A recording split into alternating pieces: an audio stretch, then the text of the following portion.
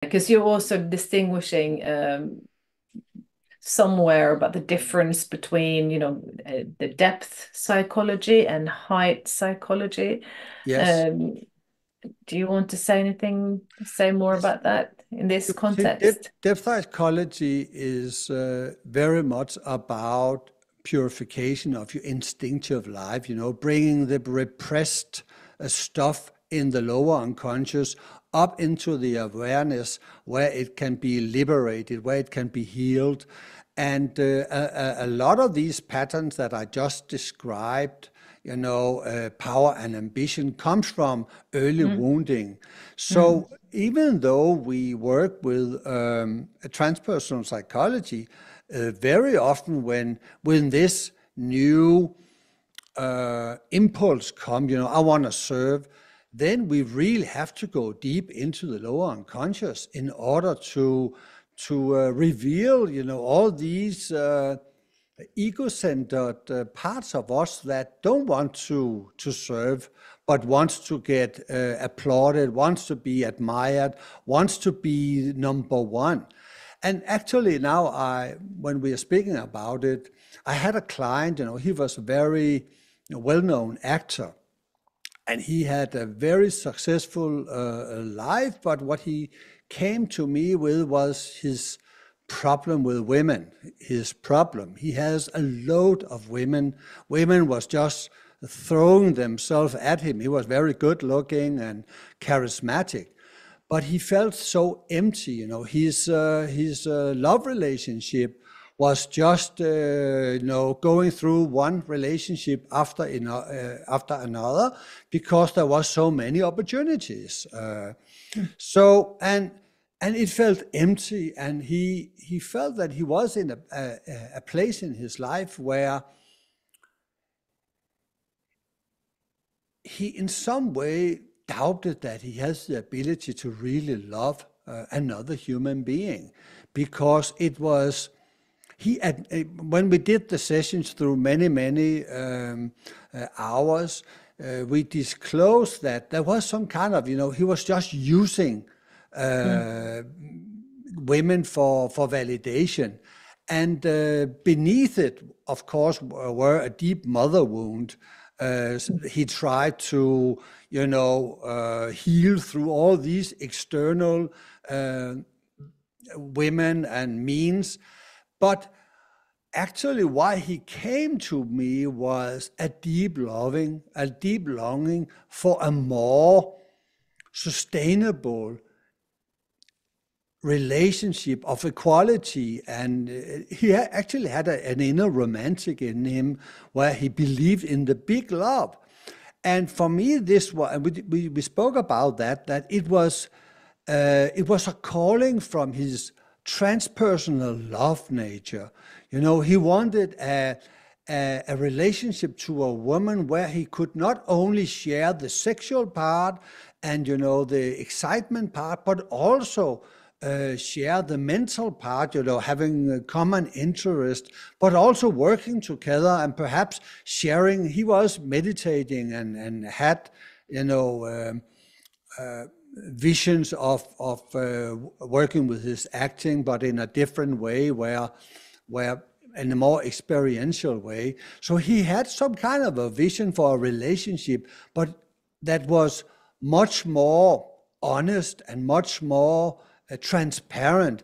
So he came to a conclusion that he was actually misusing and abusing women, even though they came to him voluntarily and had a great desire for him. And then there was a long mm, process where, he should battle, because it was so easy then. There was still a lot of validation when there was a beautiful woman that wants to have sex with him. So saying no to that was actually quite a challenge for him. mm, And because there was still this, like this siren, thinking about Odysseus, there was this uh, seducing voices. This woman will be the perfect woman. If I have perfect sex with her, then my wound will be healed. But he knew it never happened. After a while, then he get tired and needed a new one. So I helped him along and strengthening his wish for a more complete relationship, not based on quick fix and this old pattern. When he stopped in my practice, it was not he was not in that relationship, but he was on a much firmer ground. He knew what he was looking for and knew that it was a trap, his old love life.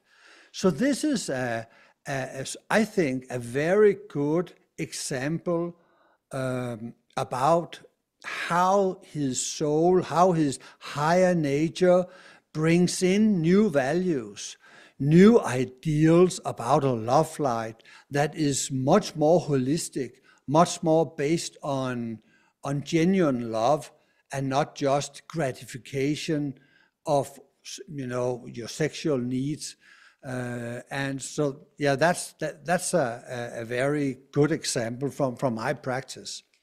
Yeah, it's a very good example, and I think it's also a good example of the need to work with, I guess, what you can call the depths. And I guess Asa Jolie also said that it was necessary to go into the deep or the basement. Just remember to bring a light from the higher levels. What do you think about that? It's almost like they no, spiritual bypassing is possible in a way. If you want real results, you have to do the dirty work and get into the nitty-gritty of what's there from the beginning.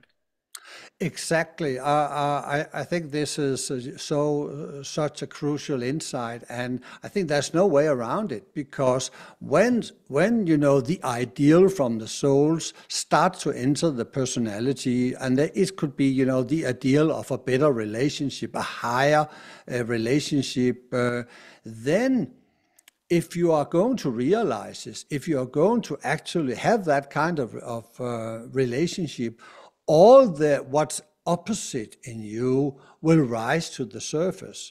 So there will be a crisis of duality, a crisis where a battle between what already has been established in the personality, and this is easy sex, versus this incoming influence, this longing, and this emptiness with the old pattern.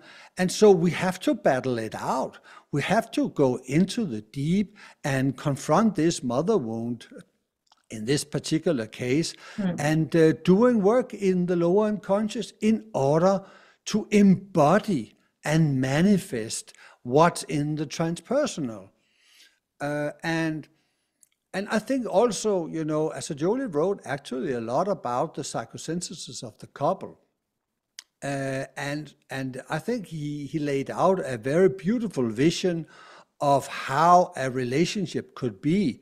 And he had this idea that a transpersonal relationship should include the physical, the emotional, the mental, the personality, and the soul.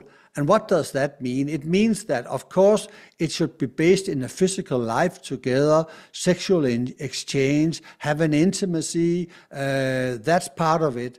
But also, exchanging your emotional life, helping each other, balancing out emotional problematic issues by being able to speak about it, having a common mental interest, sharing common values, sharing common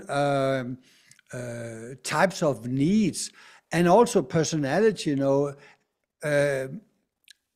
I would say recognizing each personality and contribution to the work life, helping each other, establishing yourself as a personality in the world, and a common spiritual quest where meditation together, and when people come together on all four levels, it becomes such a powerful entity. You know, two people actually meet and get aligned.